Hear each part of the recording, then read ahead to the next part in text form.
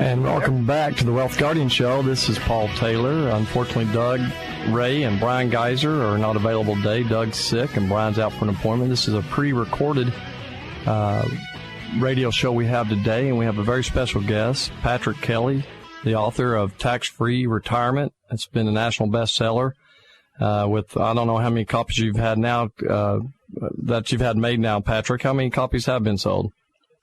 Well, we're just a little north of 400,000. Okay, well, that's great. I know it's growing quickly. But this show is about guarding retirement from market losses with safe money strategies. And some of the things Patrick's going to be talking about now is how to have a tax-free retirement with some guarantees. So, Patrick, right before we left, we were talking about the national debt and the timing of that you wrote the book. And we were going to talk a little bit about current debt versus real debt. Absolutely. And I think this is an important distinction for the American public to realize, and quite frankly, most do not realize it. And if you're listening to this today, it's not intended to be a depressing fact, although it is a little bit sobering. Right before we left, I had talked about, in 2007 when I published the book, the official national debt was just about $9 trillion. 4 years later, 4 short years later, our national debt, our official national debt, has grown more than 50%. It just moved above $14 trillion. The problem with that, Paul, is there's a gigantic difference between the real debt and the official debt that's reported.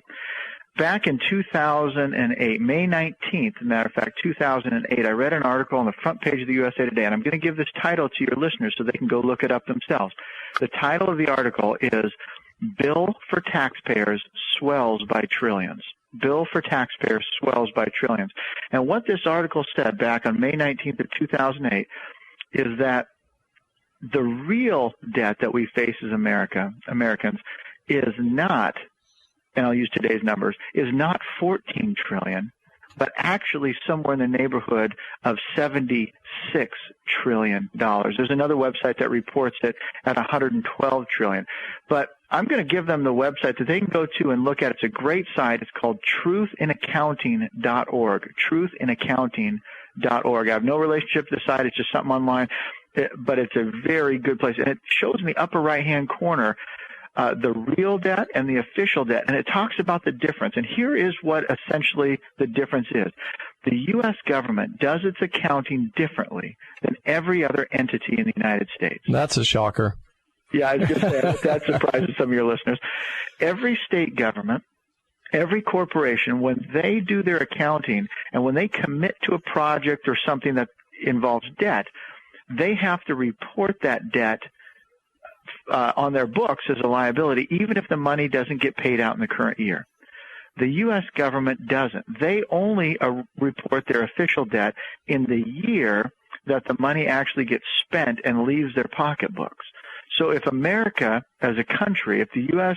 Treasury had to report, I guess U.S. government rather, had to report their real debt by the normal accounting principles that every state government and every corporation uses, our actual debt, Paul, would not be 14 trillion. It would be somewhere between 76 and 112 trillion dollars. And here's why.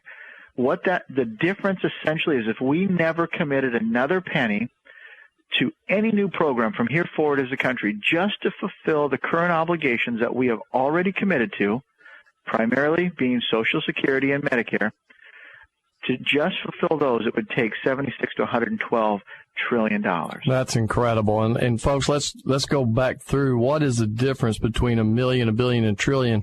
A million seconds ago was 13 days ago. A billion seconds ago was 32 years ago. And a trillion seconds ago was 32,000 years ago. So when we're talking about these numbers, we're talking about just some unreal debt. Staggering amounts of debt. And I guess we need to transition, Paul, and say, we aren't here just to depress people. Why is that significant to what we have to talk about, to what you have to talk about with your clients in your area? The reason it's significant is any way that I slice it, any way that I look at the future, and again, no one knows for sure, no one has a crystal ball, but there's only a few ways to deal with that debt. One is to spend less, One is to tax more, and one is to devalue our currency to the point where it becomes essentially worthless. Well, that last option's not an option.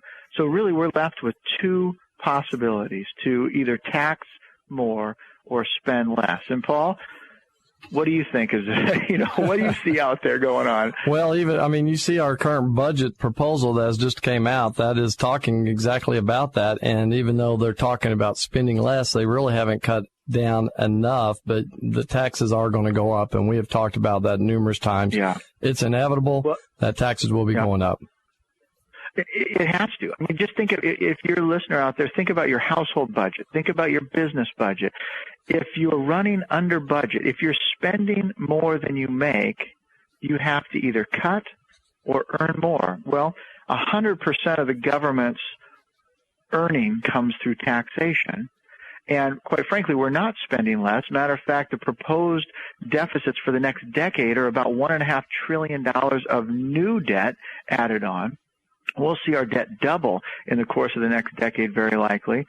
So really it does leave us with that one option. And Paul, I don't know how close we are to a break here, but when we come back, let's talk about why that's even sobering news for the general public, why that's quite frankly rather exciting to what we have to talk to our clients about. And that's what I think so great, and that's why I wanted to have you on the show, is because there is a difference between tax deferral, and there is a difference between doing some planning, which your book even talks about that, is doing some pre-planning so that you can have tax-free money coming out instead of a taxable income. And I think we'll talk a little bit more about how most IRAs, et cetera, are taxable and are not taxable, but there's tax deferred, and all you're doing is deferring that to a higher tax bracket on down the road. And that's something that your book spends quite a bit of time and energy on. So with that being said, we're going to go to a break here. Once again, if you'd like to talk with us or have a individual meeting with Doug, myself, or Brian, please give us a call at 1-800-515-2919. Once again, 1-800-519-2919. We'll be right back with Patrick Kelly, the author of the Tax-Free Retirement Book.